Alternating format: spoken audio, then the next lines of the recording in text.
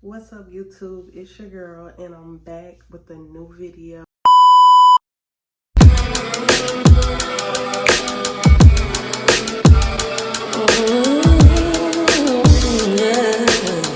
know you guys, it's been a while, and I gotta catch you guys up on what's been going on in my life and what has transpired since the last video.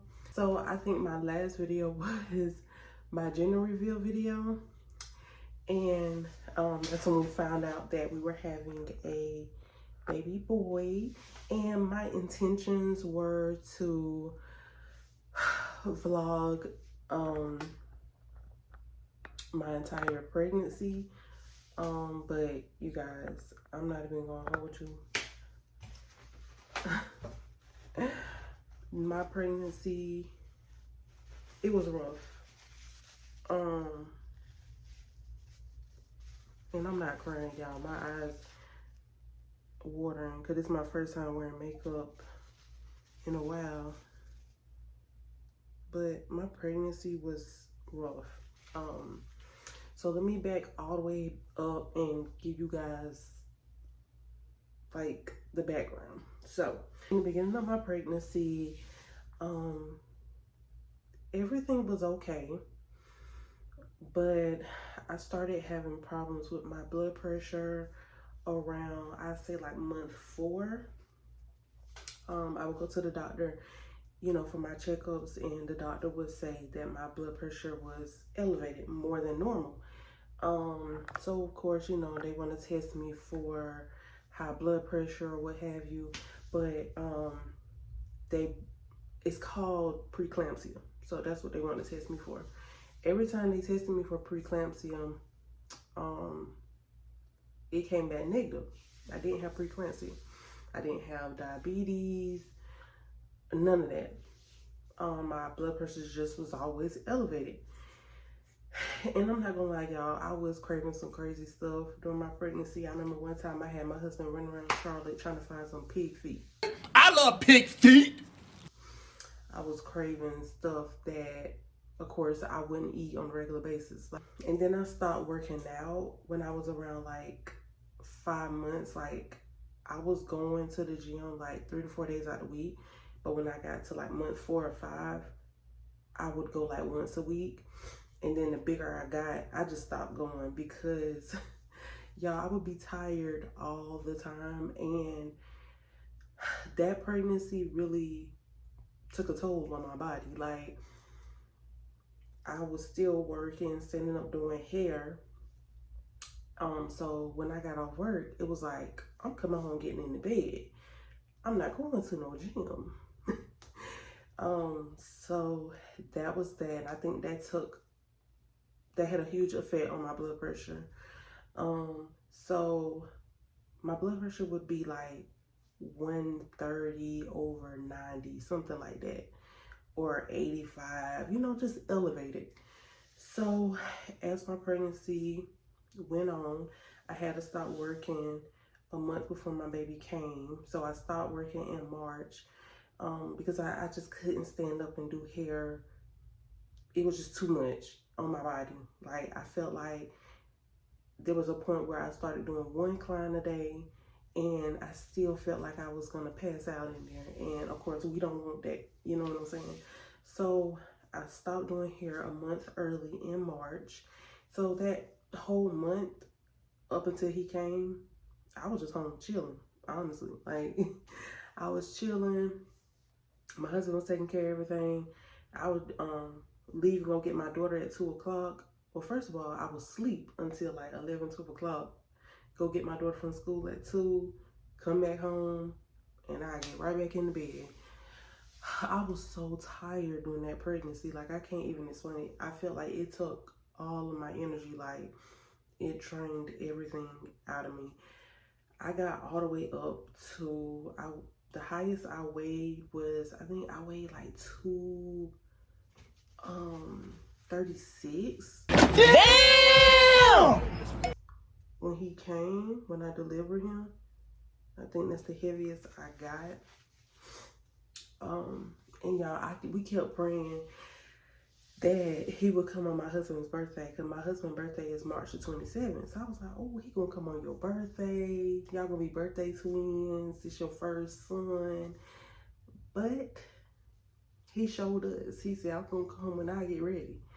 And I remember it just like it was yesterday, y'all. On April Fool's Day, April 1st, my husband was up getting ready for work, and I got up to use the bathroom like I always do before he go to work, because I was gonna get right back in the bed.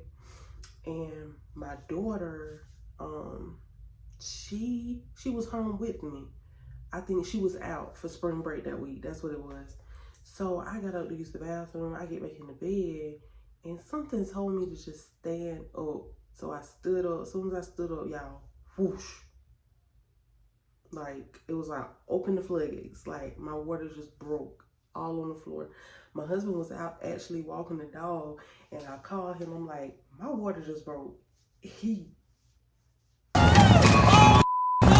running back to the house and calling his mom, calling my mom, like getting everybody prepared. Because his mom, my mother-in-law, was gonna be in the delivery room with us. And my water, like when I had my daughter, I was induced. So this whole water breaking thing, it was new to me. And they actually was gonna induce me on April the 6th. So he wasn't supposed to come until that Saturday. So he came early, which is totally fine. And we called my mom. She came up here, got my daughter. His family came, and we, went to the hospital, because I didn't know what to expect. I didn't know if he was gonna come in an hour, 2 hours. I didn't know. But my water broke at 8 o'clock that morning. That whole day, we was at the hospital, and I was in the room just chilling, like, just normal. Like, I wasn't having any contractions or anything. We were just in the room, just waiting on him to come. So I didn't start having contractions until around, I want to say like 7 or 8 o'clock that night. The doctor came in and she asked me what method did I want to use to, start my contractions. They could either give it to me through an IV, a pill, and there was another method, I couldn't remember. But I said, give me the pill. So it was a pill that you put in the side of your mouth, and it just dissolves on its own, and they gave it to me twice. And after that second time, the contractions was coming. They was coming. And people asked me, was this delivery harder than my first? And I'm gonna say no, because with my daughter, like I said, I had to be induced, and then I was in labor for almost 24 hours with her, and the nurses were rude. The whole delivery process, when I was getting epidural with her, the whole process was terrible. Like, I was not happy with it. So this time around, I would say it was a lot easier, because I would say the nurses and the doctor, I feel like they made me feel more comfortable. Shout out to all the nurses that were in the room with me at Atrium here in Charlotte. I highly recommend any mom giving birth in Charlotte, go to Atrium. The nurses looked out for me. They were like, but yeah, y'all, the nurses were amazing. So I feel like that made my experience a whole lot better. So yeah, I feel like my contractions started around 7, 8 that night. And did it hurt? Heck yeah. Like, there's no words to describe the pain of contractions. Like, your contractions are like your period times 1,000. Like, it hurt. Anybody that say you over exaggerate,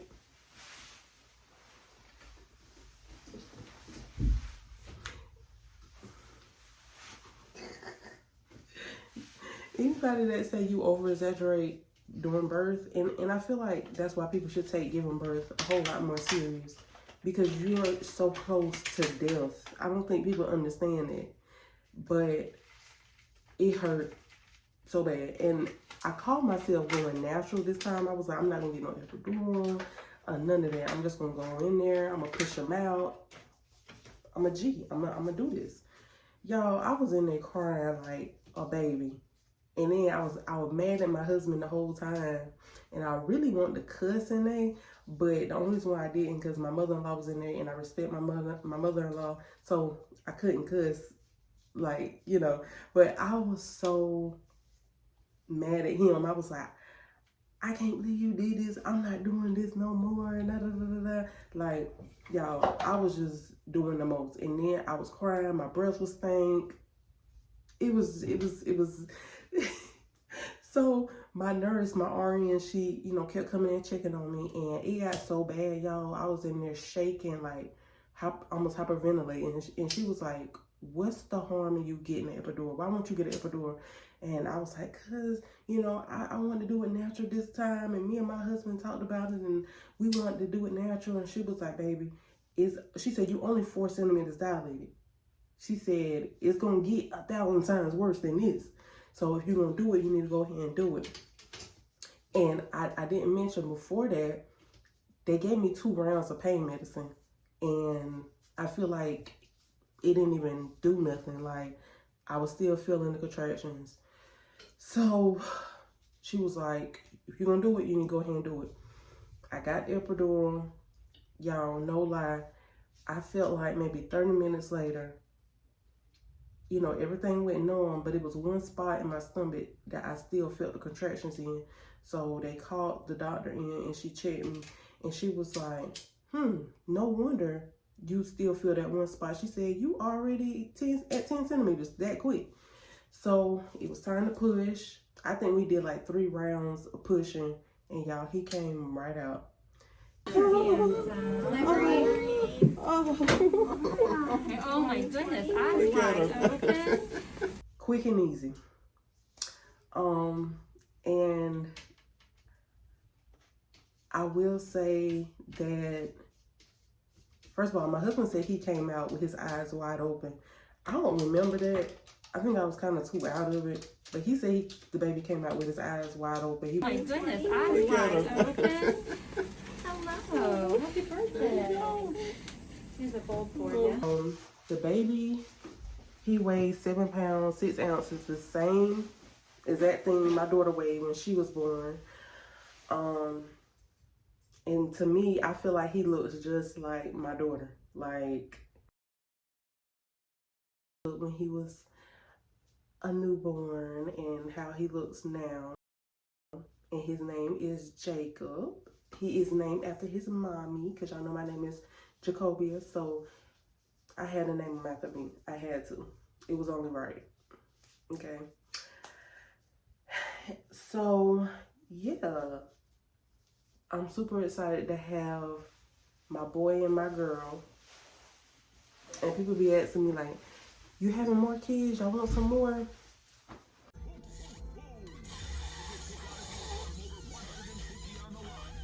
Fuck no. I'm satisfied with my 2. If God give me some more, if God see fit for us to have more, then okay. You know, am I gonna try to purposely have more? No. Okay. Like I said, I'm satisfied with my 2 experience. And after I had him, we did stay at the hospital. Was it 3 days?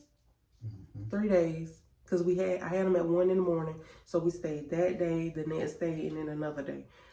They were going to let me go the next day after I had him. The only reason why we didn't go home the next day is because he wouldn't pee-pee. I don't know why he wouldn't pee-pee, but he wouldn't pee-pee, so they wouldn't let us go. You can't go home until they use the bathroom. But like I said, I did have a natural birth. As far as I did push my baby out. I didn't have a C-section, thank God, and I pushed my daughter out too.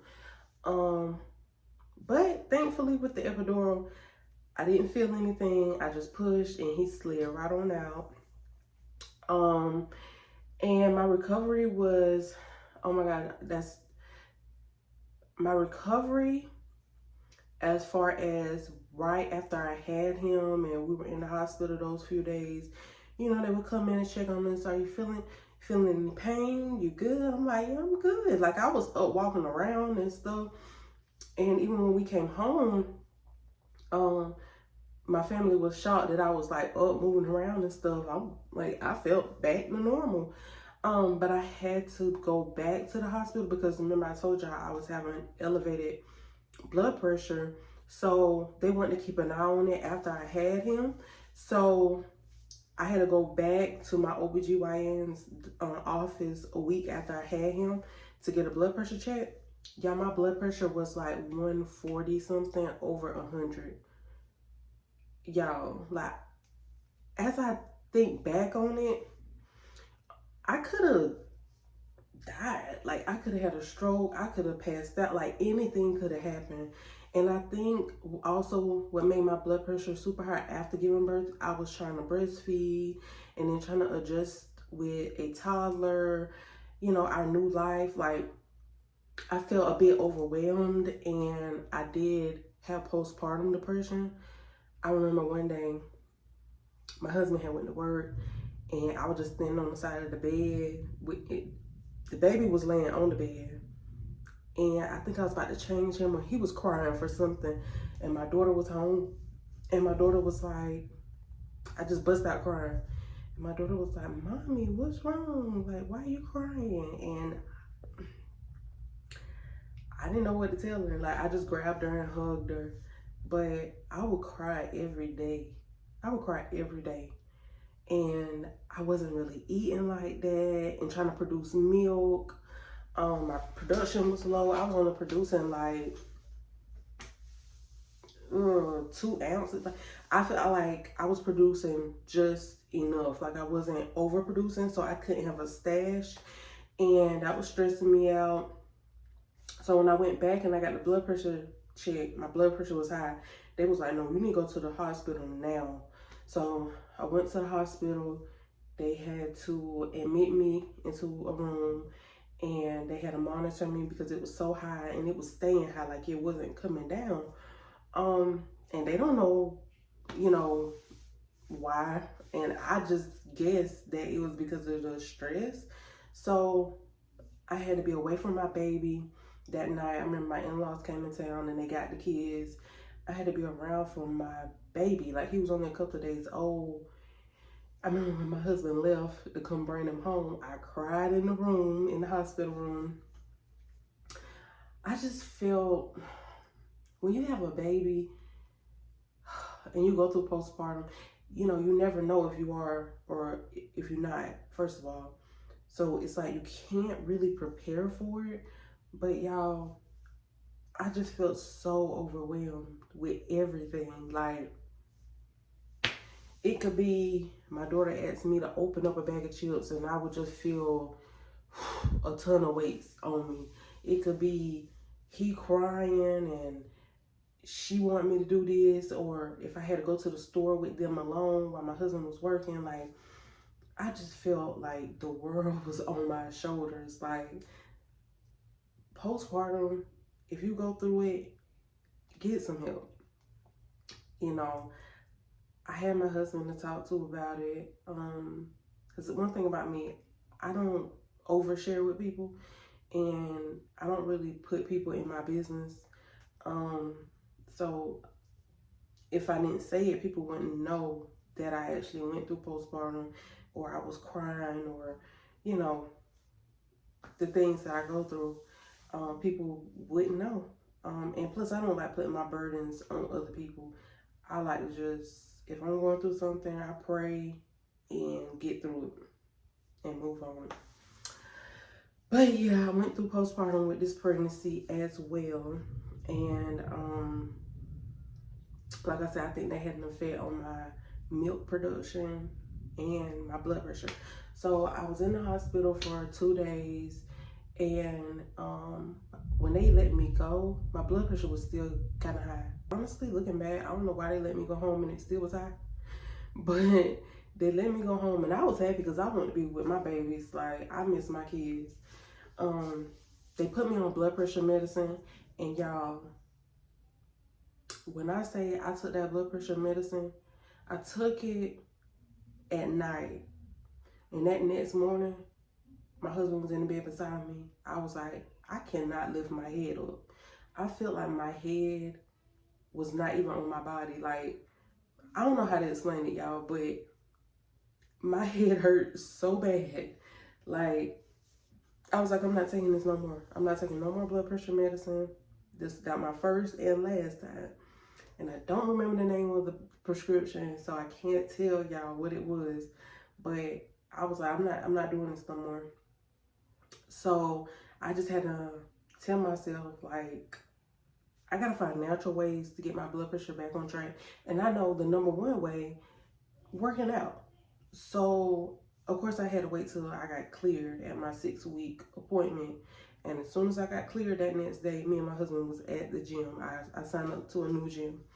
And that's what I've been doing to keep my blood pressure regulated and keep everything under control. No lie, those first 3 days when I was working out, I checked my blood pressure afterwards. It was back to normal. I think it was like at 118/20. Like, it was back to normal. So that's what I've been doing to regulate my blood pressure. And I am on birth control now. Baby, as soon as she cleared me at that 6-week appointment, I was like, go ahead and send the prescription. I'll be there to pick it up ASAP. Because I hear, and to each his own, you hear those stories about women, they have a baby, they'll have 2 under 1. So they'll have a baby, and right after they have that baby, they get pregnant like a month or 2 later. Baby,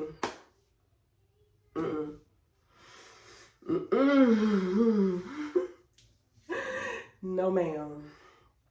But yeah, so having a little boy has been an adjustment. I don't know. I feel like little boys cry more than little girls. My daughter, easy as baby. Easy. Like, she would just sit there and look at you. She didn't cry unless she was hungry or like something on her was bothering her. Other than, she did not cry. She was super easy baby. When me and my husband would lay in the bed to go to sleep, we give her a pat, knocked out with us. Like, super easy. My son, he's a good baby, happy baby, but he is total opposite of my daughter. So that was a huge adjustment because we were thinking, oh, if we have another child, it's going to act just like the first one. He showed us like he's total opposite. Good baby, happy baby.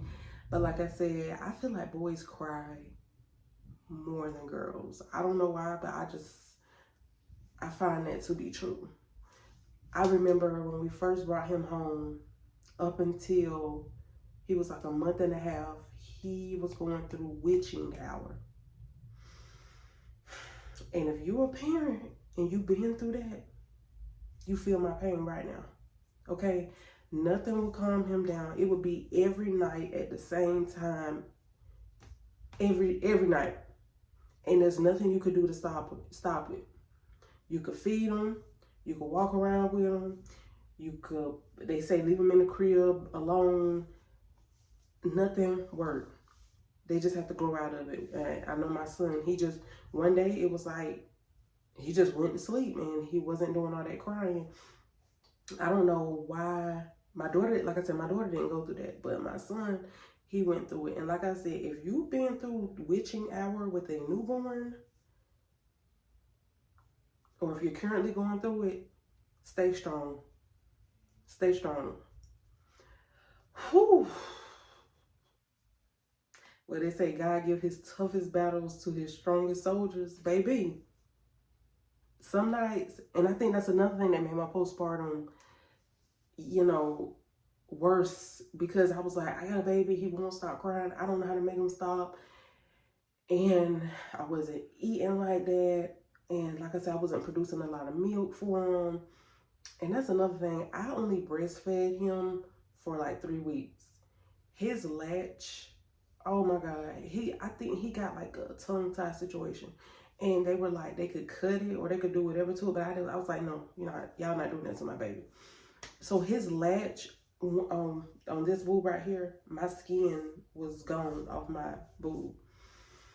It hurt so bad when I knew, okay, it's time to put it in his mouth for him to latch on. Whew. Y'all, I could cry. I did cry sometimes. It hurt so bad. So what I would do, I would just pump and give it to him. But then I wasn't producing enough. So because they were like, oh, when the baby sleep, you sleep. And especially with my blood pressure issues, I had to get rest. So I wasn't getting up every, like in between the time, every two, when the baby goes to sleep, they want you to take a nap with the baby, but they want you to pump too. I'm like, bro, I'm about to rest. So I wasn't pumping like I should have. And my production was just low. So I would pump what I had and I would give it to him, but I was also supplementing. And that's another video. I'm gonna do another video on the best formula for babies, because when I say I've done so much research on formulas, and he had digestive issues with constipation. That's another video. I'm gonna make another video and show y'all the best formula for your baby. Okay? But anyway, I was supplementing with the formula and giving him the breast milk. So he was doing okay, pooping. So I just stopped giving him the breast milk. He was really gassy. Every time you move him, he would cry. And I felt like I always had like stomach issues. So giving him my milk, because I feel like I'm lactose and I'll still eat ice cream and I'll still eat cheese. And so I feel like giving him my milk was hurting him. So I feel like once I stopped breastfeeding, I feel like my postpartum went away. My postpartum went away because I didn't have that stress of worrying about pumping, am I pumping enough, and him latching on, and the stress of it just went away. Having to get up and pump, and oh my God, I felt relieved. And he's still growing. He's been on formula, like I said, since birth. He's growing, he's healthy. So don't let nobody make you feel like if you're not breastfeeding your baby, or if you don't breastfeed as long as the next person, or if you're not producing them as much as the next person, don't let nobody make you feel bad about that. Because as long as your baby is fed, your baby is happy. That's all that matters. A fed baby is a happy baby. And he be happy because after he get his bottle, he be smiling all over the place and laughing everywhere. So yeah, so that's that. Now I feel like things are a whole lot easier. It's just those first few weeks, you know what I'm saying, that are kind of hard and can be overwhelming. That's why I say anybody that goes through postpartum, if you need to talk to somebody and you need to get through, please talk to somebody. Please. Please. Okay? So many women go through it and don't talk about it. And then, bad things happen and nobody knew to help them. So definitely talk to someone if you need somebody to talk to. Okay? So yeah, life lately, I went back to work full time, and right now, me and my husband alternate schedules as far as like keeping the kids. Like he just came home from work and I'm in here creating content. And then I'll probably get the kids in an hour or two while he works, edits pictures and stuff. Do y'all believe that can y'all believe my 30th birthday is coming up? My 30th birthday is October 18th. And I'm happy because thank God I'm alive to see my 30th birthday. I'm also like, your girl is 30. Like, that's like, what they start calling you auntie around 30-ish. Okay. But I'm super excited. Me and my husband, y'all, I haven't even planned. It's already July, and I have not planned anything for my birthday yet. However, I do know where I want to go. But with my birthday being in hurricane season, that's the only thing. That's why I always wait till the last minute, because it's like, okay, will a hurricane be going here? Will one be going there? Like, so I kind of have to hold it off for a while. But I know where I want to go. I just haven't booked the flight yet, but I know where I'm going, and I'm going. And the kids gonna be with their grandparents, and I'm gonna enjoy myself. I haven't been on vacation in a while. It's been, I think the last time we went on vacation was when my daughter was a baby, when we went to Miami.